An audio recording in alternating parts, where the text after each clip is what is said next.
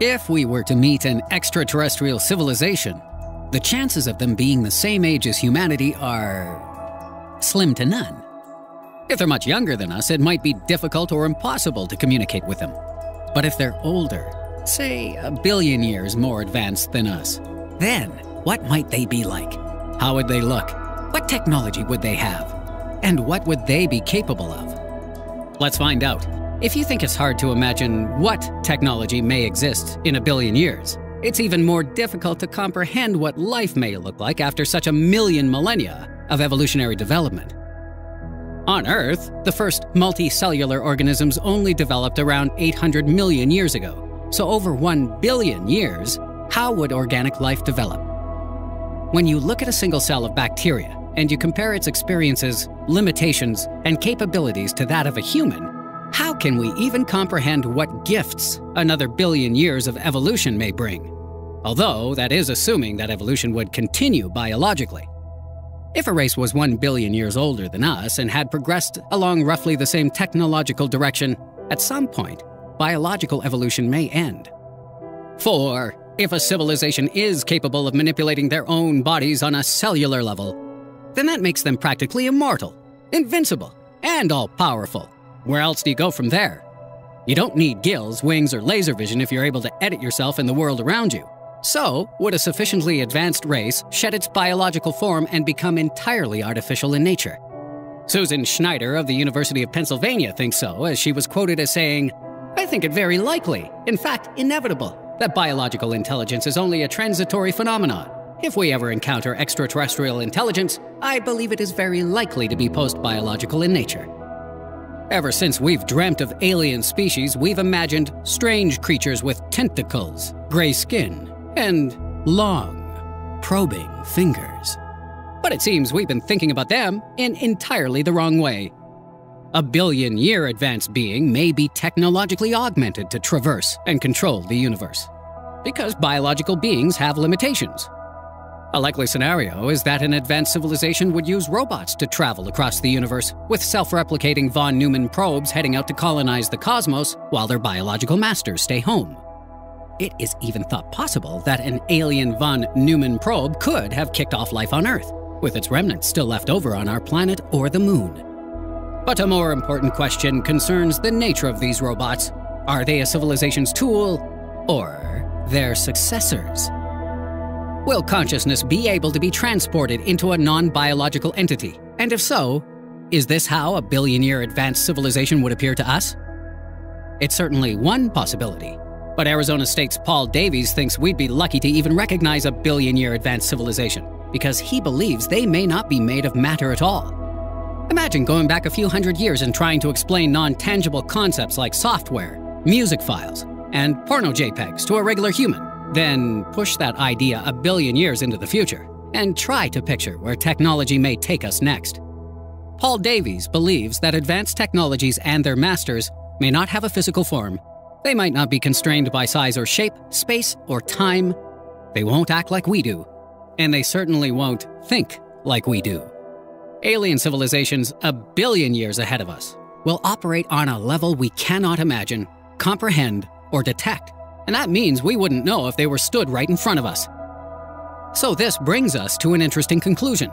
One day, humans may develop the ability to understand and observe a 1 billion-year advanced civilization. And on the day that we do, when we finally flip the switch to the non-physical entity detection machine, what happens next? Are we alone? Or are we surrounded?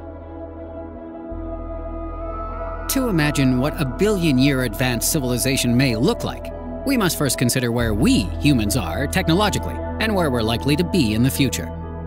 To do this, we can use the Kardashev scale, a method of measuring a civilization's technological level based on the amount of energy it can harness. This scale was developed in the 1960s by Russian astrophysicist Nikolai Kardashev, and its first level describes a civilization that can harness 100% of the energy which reaches its home world from its parent star. As you might have guessed, we're not even close to achieving the bottom rung on that ladder yet. And after 4.5 billion years of faffing about with war, coal, and beanie babies, we're estimated to be at 0.73 on this scale. However, our progress of late has been pretty swift. It is thought we could reach Type 1 status within 100 years, although this does require humanity to put aside its differences and work together. So it's not exactly nailed on. But if we can, Kardashev believed it would take just another 3,200 years to reach Level 2 status, and this is where things really start to heat up. Type 1 civilizations can theoretically control volcanoes, the weather, and near-Earth objects, as well as being able to harness 100% of the sun's energy received on Earth. But a Type 2 civilization can harness 100% of the sun's energy, period. And they might do so using the theoretical Dyson sphere. Dyson spheres are theoretical large structures which can encompass a whole star. And we think we may have seen one being built in 2016. Remember the story about Tabby's star, whose dips in brightness could not be explained by science? That might have been an advanced civilization in the process of building a Dyson sphere.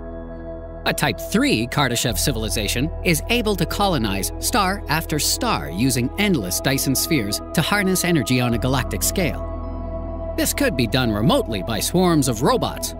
And while Kardashev optimistically guessed we could do this within 5,800 years, others like Michio Kaku believe it'll be more like 100,000 to 1,000,000. A fourth Kardashev level has also been suggested, and this one we may not even notice if it were operating in our own backyard. Level 4 civilizations can theoretically control a universe, and this is how far advanced a race of beings 1 billion years older than us could be. While we're on terra firma fiddling with rocks, they're out there manipulating the stars themselves. And according to another technological scale, they may even be able to play with time, space, and transcend the multiverse too. The microdimensional mastery levels classify beings according to how small a scale they can work on. Type 1 can build structures and cut mines. Type 2 can manipulate genes, and further types up to level 6 can edit molecules, atoms, the atomic nucleus, quarks, and leptons. But the final level on this scale, Type Omega, would be capable of manipulating time and space itself. Humans have already mastered Type 3, and we've made strides towards achieving levels 4 to 6 as well.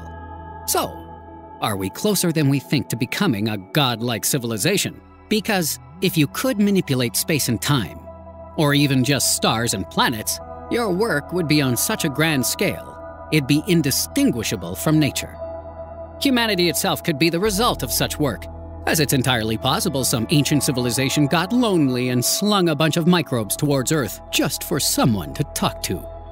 These people could be our gods, or at least they'd appear to act like them, because just think how godlike modern humans would seem to the inhabitants of Earth 1 billion years ago, considering that during that time it was populated by single-cell organisms. You get my point.